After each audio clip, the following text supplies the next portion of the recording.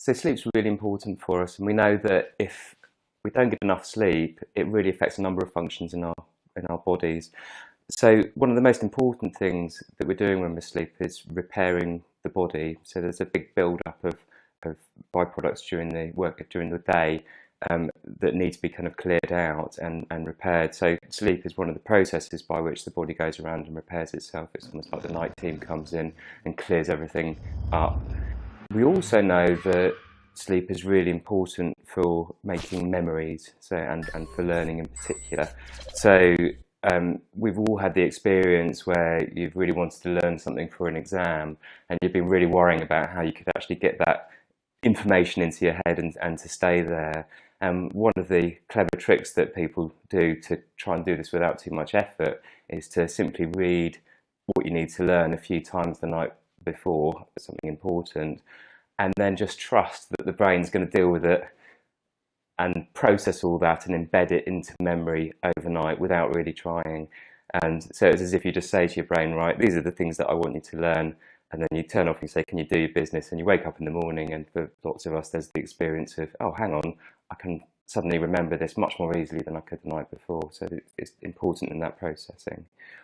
And then there's another function that is also really important, which is dreaming.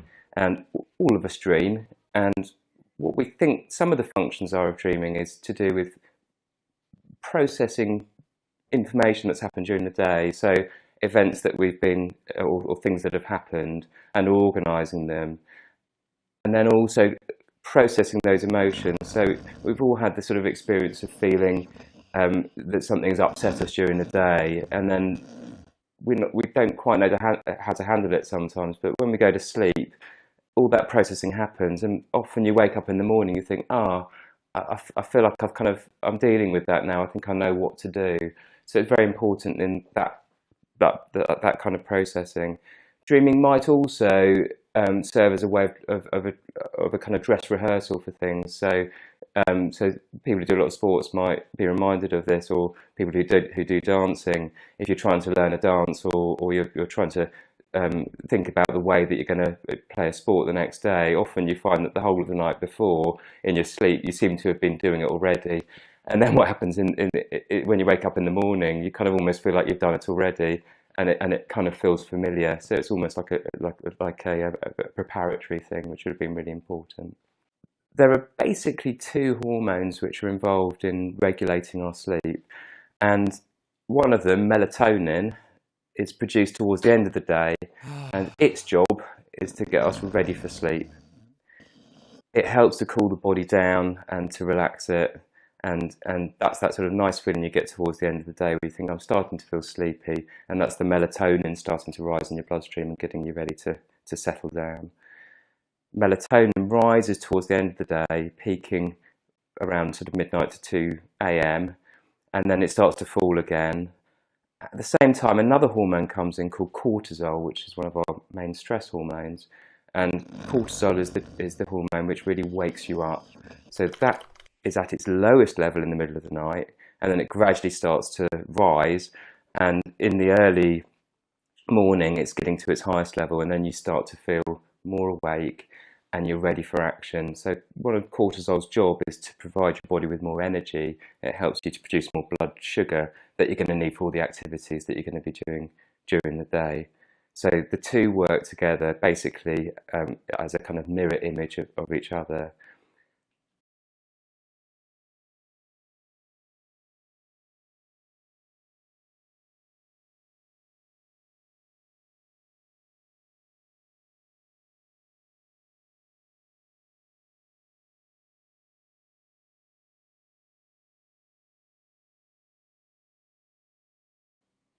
The other thing that's really important here is this works on a 24-hour cycle. So, and that's imprinted within us. So we're very finely in tune with the night and the day cycle. And melatonin in particular is secreted from the pineal gland, which is the base of the brain, in response to changing light levels.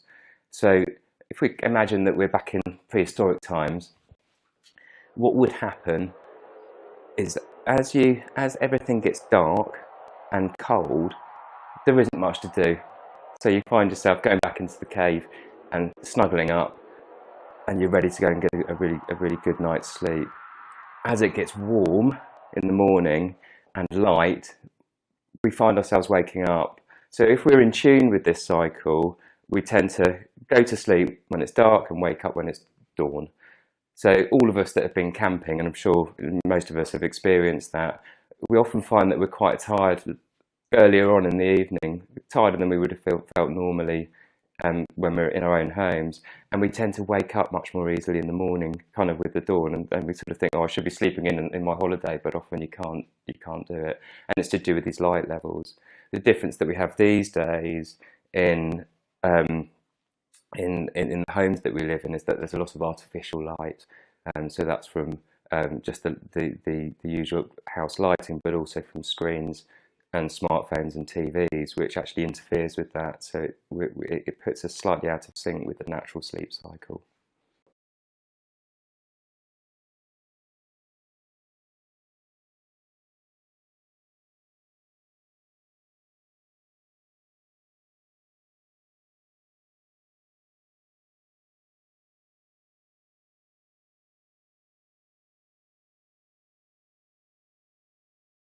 Our need for sleep changes according to what life stage we're at. So with newborns, they need an awful lot of sleep. They're asleep for the best part of the day. That need decreases with primary school children. Um, and then teenagers need somewhere between 8 and 10 hours sleep a night to feel healthy. Adults need a bit less, so somewhere between 7 and 9 hours sleep a night to be healthy. And then the elderly tend to sleep less at night, and then they often need a nap during the day. So during the course of our life, the need for sleep and the amount of sleep changes. The other key thing that changes in teenagers is that when you hit puberty, the body clock shifts 2 hours forward. So the natural tendency is for teenagers to want to go to sleep a bit later, but to then correspondingly wake up a bit later as well. The really important thing with sleep with teenagers, though, is there's so much going on in your body at that time. You're going through puberty. You're at an important time at school when you're doing a huge amount of learning and developing. You're learning about friendships. You're learning about relationships. All of the challenges of moving from being a young child towards an adult, all of this huge period of change, and you're physically growing, really mean that in order to do that really successfully and healthily, you need more sleep at that stage to really thrive.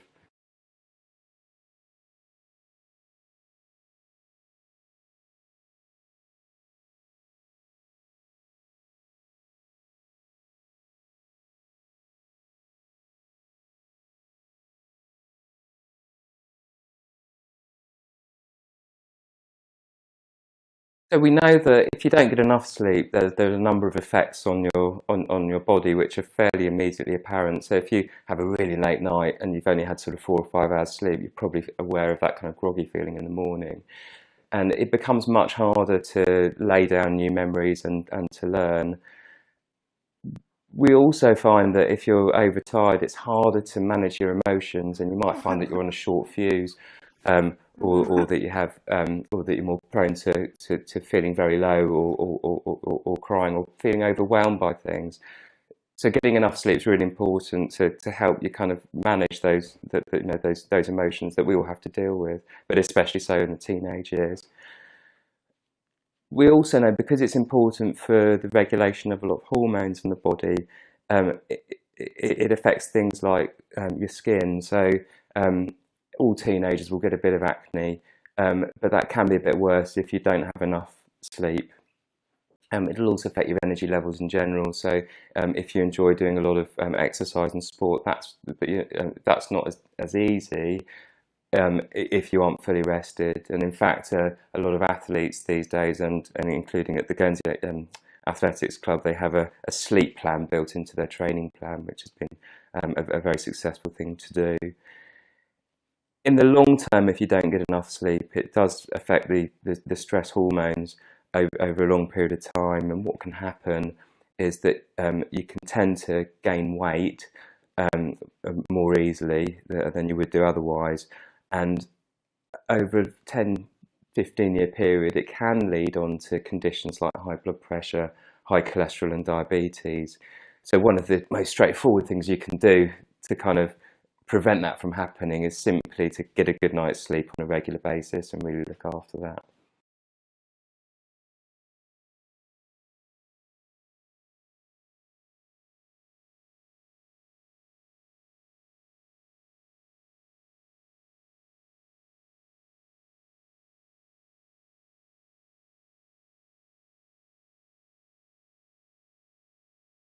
So if we go back to our caveman analogy or camping analogy, the we need to create the conditions where it gets dark, and we need it cold as well. So the ideal thing to do is to set up your bedroom in a way that enables those conditions. Now, we're quite lucky in Guernsey because we don't have loads of artificial light like they do in the UK. So we have nice dark nights. And one of the key things is to get the room as dark as possible, but to have the window open, for example, so the room is really cold. So you want cold air on your face, and you want to be snuggled up and warm, and that really reproduces the right conditions. So you're thinking about the room having lower light levels in general. So as we go off to sleep, we need to think about, if we're people that like to read before sleep, and that's a nice thing to do and it helps to relax, it's better to read with a paper book than on a device. And the reason for that is that a lot of the devices have blue light in them, and blue light is the type of light which we get first thing in the morning. Um, and your brain interprets that as if it's waking up. So when we're looking at devices, it actually interferes with the production of melatonin and makes it more difficult to get off to sleep. So what we'd recommend is that you don't look at a device for about an hour before bed. Then there's some other tricks that you can use, which are really important, again to do with cooling down of the body. A nice thing to do is to have a hot bath or a shower a couple of hours before bed.